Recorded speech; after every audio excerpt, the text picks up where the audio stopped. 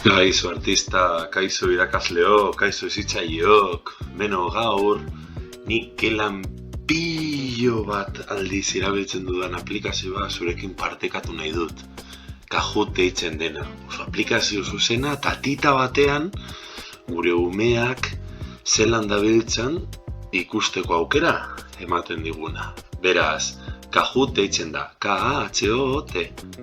Jartzen dugu, klikatzen dugu, eta zuen kontuarekin posiblea duzue erregistroa egitea. Orduan, login klikatuta, irakaslea garela jarri ni gomendatzen dizuet zuen Googleko kontua, baina nahi duzuen moduan, beraz irakaslea, eta gero beno, eskola eta jarri behar da, nik nire kontuarekin jartzen dut, erregistroa ematen dut, jartzen dut hor, for free nahi dudala, eta beno, nik ingelesez daukat, bla bla bla, eta hasten da.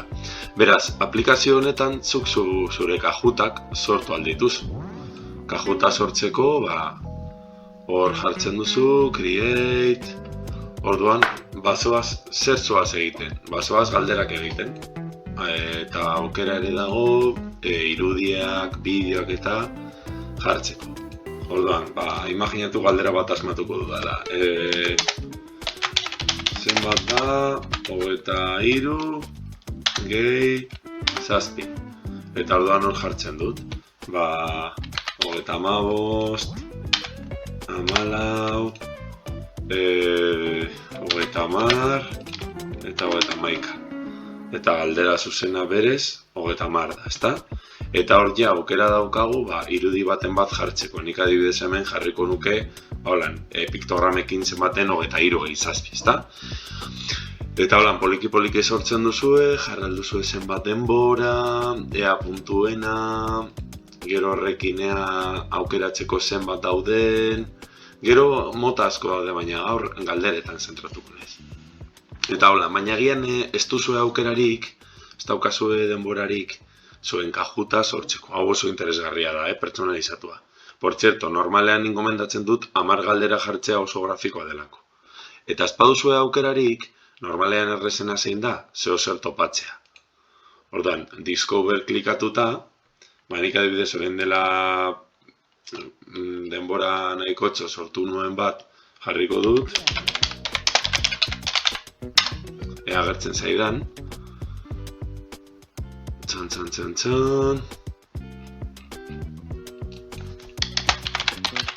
Baina zu poliki zoaz, baten bat topatzen. Baina beno, berdin da, adibidez, hau zedan nire ume batek sortu zuena.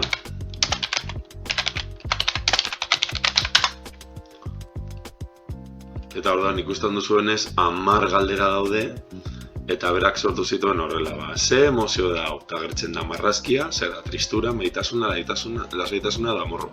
Eta horrela 10 galdera daude. Hau adibidez, baloreetan, tutoretxan edo landu nahi badugu, ume bakoitzak bere ordenagailua, edo bere tableta, edo bere gailu elektronikoa dauka, eta orduan guk horrela jartzen dugu.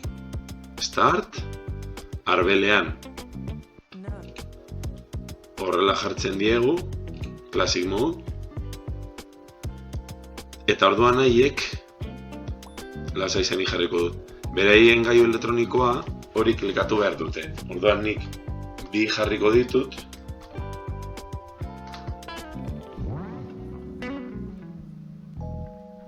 jarriko dut hemen, eta beste gailu elektronikoan beste batzuek ikusteko, 665, 865, 068,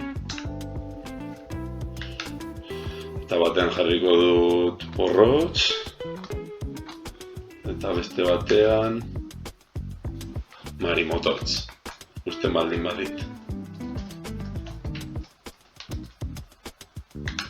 Eta horrela herri eta botako didazu agian ez dudalako ondo idatzi. Ikusten, orduan aukera hortxe dago, jendea biltzen da, agian umeak txokoka baldin badituzue, sei txoko eukita txoko bakoitzean tablet bat horrela taldeka egingo dute, edo agian bikoteka, baldin eta zenbat dituzue. Orduan begiratu nola doan. Ja, prest baldin badaude, portzeto, momentu honetan aukera dago bideo bat jartzea. Berak bideo bat zeukan hemen, baina orain bideo horrek ez du funtzionatzen. Beraz, hasten da, galdera planteatzen da, lehen esan dizuedana, haiek pantaila honetan irakurtzen dute, baina beraien pantailan erantzunak dituzte. Eta orduan imaginatu batek hauze jartzen duela eta besteak hauze.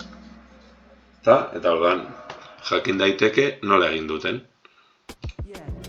Jar daiteke hori irudia nola doan, eta bestela jarraitza eta hor ikusten dira puntuak, ezta?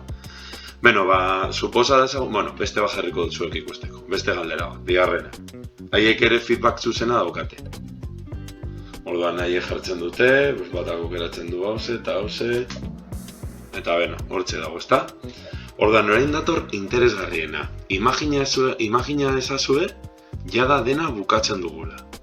Beraz, jarriko dut, pasatuko dut dana, beraz, honetarako itxarongo dut bukatu arte, momentu bat, eta ja hortxe pasatu dut dena, eta ja podiuma ikusten da, imaginatu, haiek motibatzen, hobeto ikusiko da dana, baina hemen ez da zer ikusten, ze galderak pasatu ditut superaskar, eta horrela. Behitu nola motibatzen den, porrotxek irabazi du, zorionak, eta orduan baten batek txartu egin baldin badu, ez dago aukera, berak txartu egindakoa agertzeko, ez da, orduan ikusten da. Eta hona dator momenturik garrantzitsuena. Feedback bat ikus daiteke haiena, baina full report. Full report da haien ebalaketa. Hemen ez dugulako bukatu, baina imaginatu, ume guztiek edo taldeek egin dutela, eta orduan hemen ikusten da view report. Baina view report ikusten da horrela. Orduan horrela ez da guztiz interesgarria. Beraz, hemen, report options, egin daiteke download report. Eta Excel bat, deskargatzen da. Nik beste batena daukat, hementxe daukat. Beraz, Excela hementxe dago, ikusten duzuenez, zein izan den batez bestekoa, 10-tik 7 izan da, oso nota altua, honek esan nahi du, haien artean primeran ulertu dutela, 11 pertsona daude, ikusaldugu pertsonaz pertsona, ze nota atera diren, egin nuen froga bat beste pertsona batzuekin, orduan ez dago arazorik izenekin eta orduan ikusten da, denek gainditu dutela, ez da, 10 galdera egonda, baina gero ikus daiteke bakoitzak, zer egin duen ondo, zer egin duen txarto, zein izan den, lehenengo kajutzama hori da, bakoitzak zer erantzun duen ondo, zer erantzun duen txarto, alde batetik. Eta ja bestetik, galderaz galdera, bakoitzak ze esan duen, eta zenbat denboratan esan duen. Orduan, gozada bat da, ebalauketa super-mega zuzena aukitzeko. Ze ikusten duzuenez, nik hementxe daukat, hori, azaroak 21, 2022ko azaroak 21, eta imaginatu gero amaieran berriro egin dudala.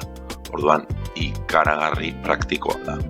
Hasierako balaketa moduan, amaierako balaketa moduan bebai, hasierakoa eta amaierakoa, aldea ikusteko, edo bestela bitarteko moduan ere egin daiteke. Zuei erabilgarri egin izana espero dut. Beste bat arte eta beste batean, beste aplikazio baten batekin, ibiliko gara. Ondo izan artistak.